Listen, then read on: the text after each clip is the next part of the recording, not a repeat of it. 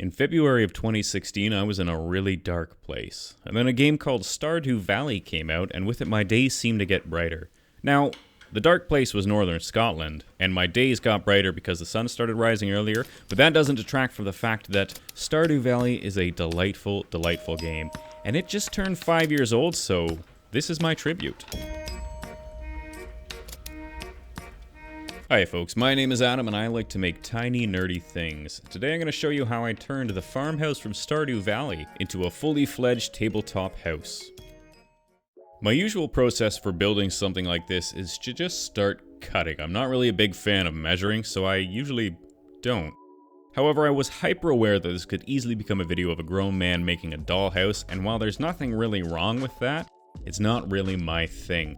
So instead I decided to make the house conform to standard 28mm tabletop sizing. So not only is this going to be a hella adorable cabin, it's also going to work perfectly as a tactical wargaming farmhouse. Now once I've got the outside frame done, we can get started on the interior, which of course is going to be stir sticks. Because everything is stir sticks. I don't even stir anything with these sticks. They're just sticks.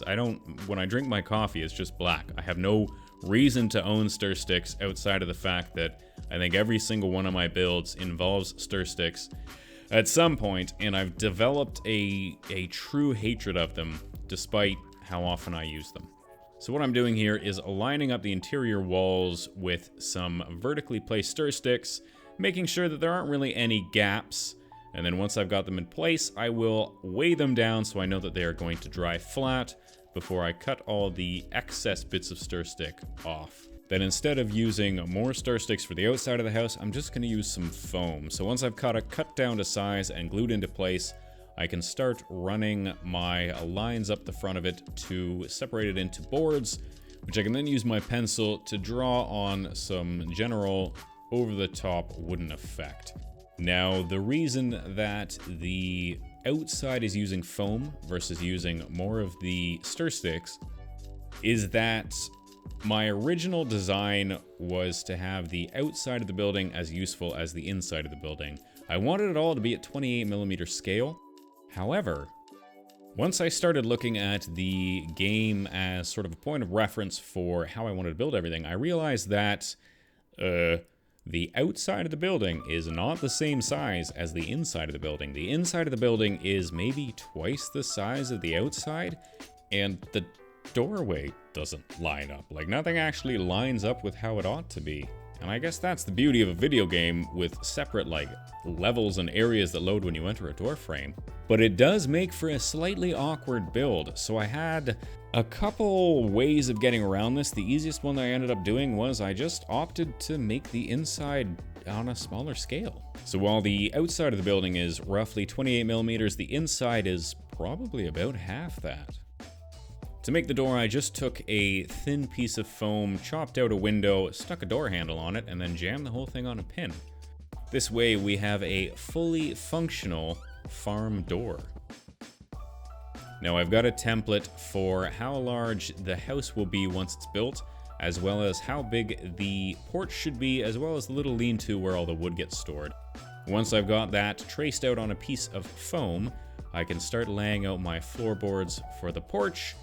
And then once I have those textured in the same way that I textured the outside walls of the house using those sort of over-exaggerated woody green texture, then I'll do the exact same thing for the much smaller floorboards on the inside of the house. Now remember that the outside boards have to be larger than the inside boards because the inside of the house is smaller than the outside of the house, but it's got more room. I don't know. It's hard to explain, but just remember that everything inside is going to be smaller. Once that general shape is finished, it can be glued onto the thicker piece of foam that I've cut out using that exact same template. And then I just need to add some boards that will run vertically using my wonderful little orange tool here. Now, a lot of people ask me what this is. This is a Bridge City Pocket Square. It's probably one of my most used tools, and I think it cost me like $50 or something like that. I can't remember. It's not cheap, but given how often I use it, it is easily worth its weight in gold.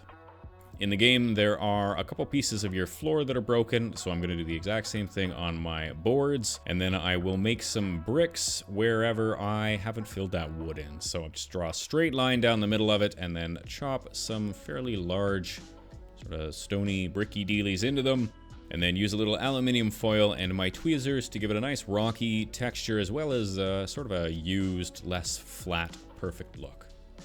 Then we just need to add a couple steps up the front, so these are made using the exact same size as the planks just up above it, and then they'll get that same sort of wooden texture carved into it. Then we're ready to start making the roof. So the first section will be the little flat part that hangs off the lean-to. So I'm just going to take a little bit of chipboard and glue that in place, and then we can glue a little bit of foam onto the top, which will allow us to sort of carve the shape of the tiles into the top of it. Here you can see me using this strange shiny object to measure, which again is something I'm not used to doing.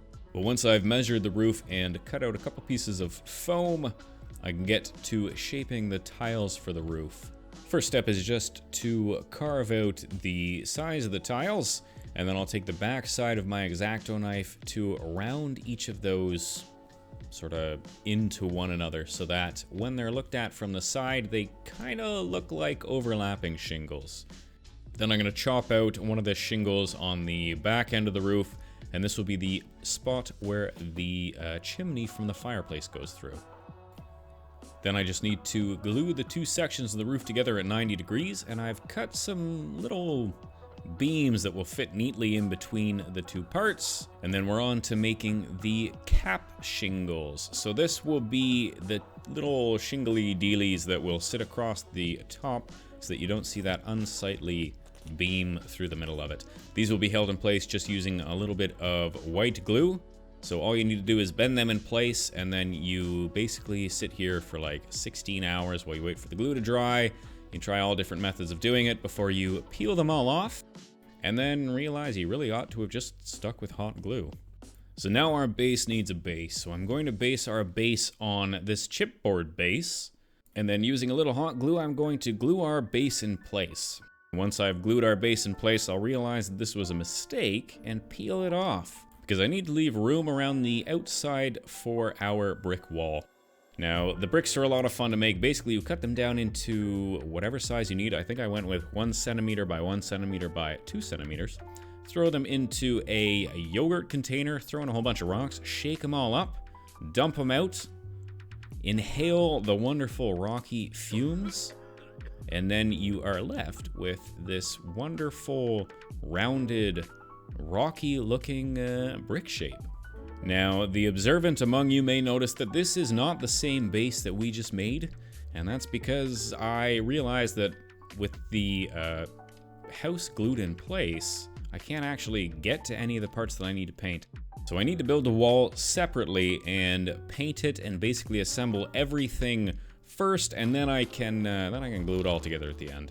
Now, I don't actually know if the wall in game is supposed to be bricks or if it's like wooden beams, like logs, because they look like logs on top, but from the side they're kind of bricky. So I just opted for bricks because, I don't know, brick walls are my jam. I like brick walls. I like making brick walls, at least this size. Making them any bigger is a pain in the ass, but this sort of thing is a lot of fun. Now, before I get started painting, I thought it would be fun to show you how I mix my paints, and it goes a little something like this. I add this color, and then I add this color, and I hope it looks good.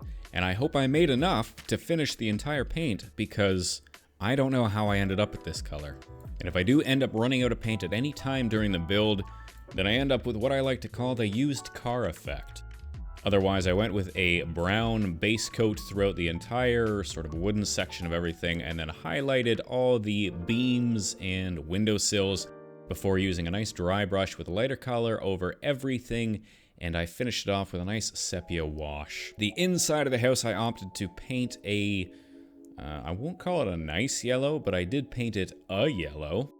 And then the tiles on the ceiling got painted in this sort of reddish, orangish color, and then same thing, dry brushed over with varying degrees of lighter shades before I ended up with a ceiling that I was pretty happy with.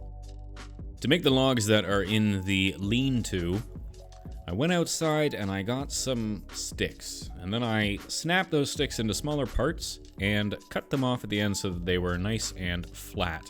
Then I coated them in a nice black Mod Podge so that I could paint them brown. And then I took a moment and reassessed my life when I realized that I just spent 3 hours painting sticks so that they looked like sticks.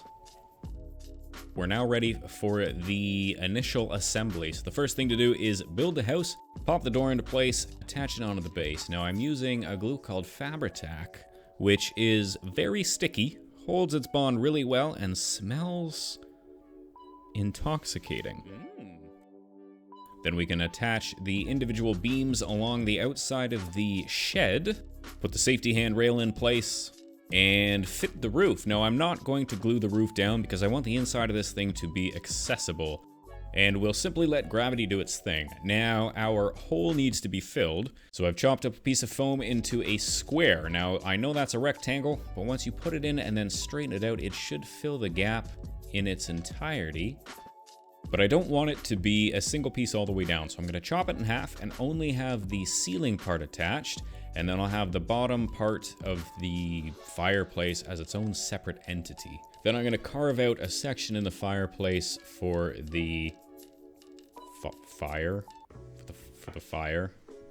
which will actually be a fully functioning fake fire. That is, I'm going to use some of those flashing, flickering T-lights to run up through the bottom of the house and into the fire pit, which will help to provide a little illumination within the house itself. So all I need to do is texture the fireplace inside, and then I can get started on the rest of the furniture for inside the tiny, tiny house.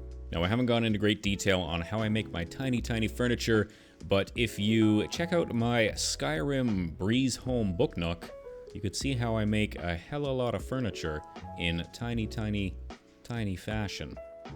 Now, very carefully and with extreme precision, I'm going to jam this file through the baseboards and out the bottom of the house. This will allow me to run my light up through the floor and into the fire pit.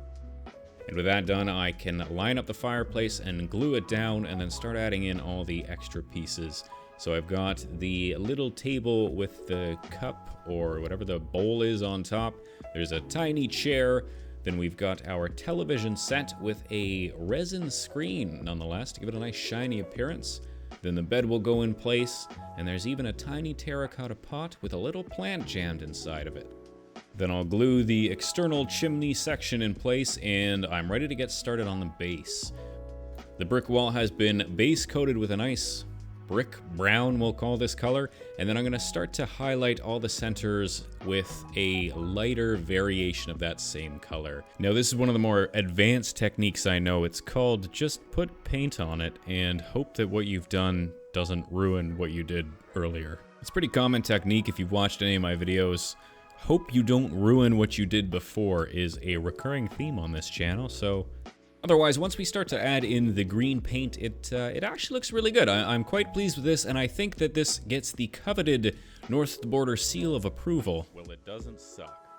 And we're finally on to adding the static grass. So I went with the 2mm grassy, greeny color, so it's very vibrant green because I wanted it to be sort of cartoony. And I'm not going to bother filling in the base because that's where the house is going to go, so I don't need to waste my grass going in there. I drilled a hole through the base so that I can run my light up through the bottom of this, up through the bottom of the house, and into the fireplace.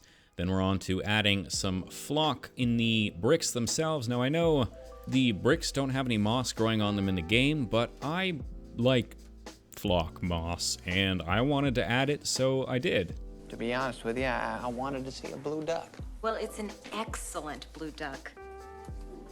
Then a little hot glue will hold the house in place, and we can get on to adding a little bit more life just around the perimeter of the house. So anywhere that the gap is particularly unsightly, the seam leading into the floor, I'll add some little colorful bushes and little bits of grass tufts. And then of course I need to add my tiny mailbox, which is just made out of a piece of aluminum that I folded in half and then created a tiny door and stuck on a little piece of dowel. Fully functional and super adorable. Then we're ready to put all those logs in place, and you'll notice that I'm not using any glue here, and the reason is that they're pretty sticky already. And then just to make the outside of the house a little bit more interesting, I've added a little bit of detritus, scattered bits of rock, and some bushes just sort of tossed haphazardly around. And then because realism is a very important part of any of these builds, I'm going to press the grass down where people would walk across it. Then we can add the final touches, which will be the tiny picture frame, the little rug. We'll add the green shutters onto the windows outside and the little red doormat out front. And then with that, I'd say we're all finished and we're on to the glamour shots.